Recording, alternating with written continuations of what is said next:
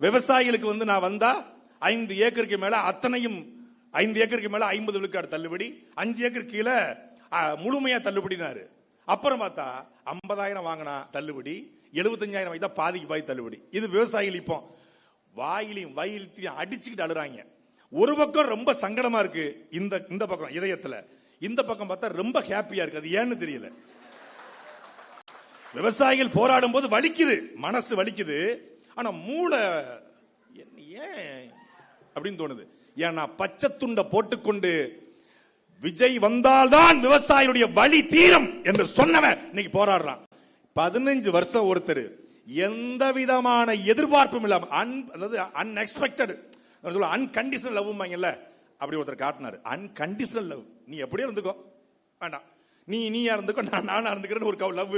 எங்க அண்ணன் எனக்கு ஓட்டு போடுகிற லவ் இல்ல, அன்கண்டிஷனல் லவ் காட்டினாரு. தூக்கி போட்டான், புறக்கணிச்சான். ஒரு தலைவன் 33,000 வாக்குகள் மட்டும் தான் காரைக்குடியில் பட்டார், சொந்த ஊர்ல. பெரிய வழி. நான் உண்மையிலே எப்போதுமே சிரிச்சுதான் இருப்பேன். அண்ணன் சீமான பேசினாலே சிரிச்சுக்கிட்டு தான் பேசுவோம். முதல் முறையாக சட்டமன்ற தேர்தல் முடிவு வந்து போற அழுதேன். லூசு பேல அழாதடா, இனிமேதான்டா நம்ம ஆட்டமே துவங்க இருக்கிறது என்று மே 4ஆம் தேதி சொன்னார். மே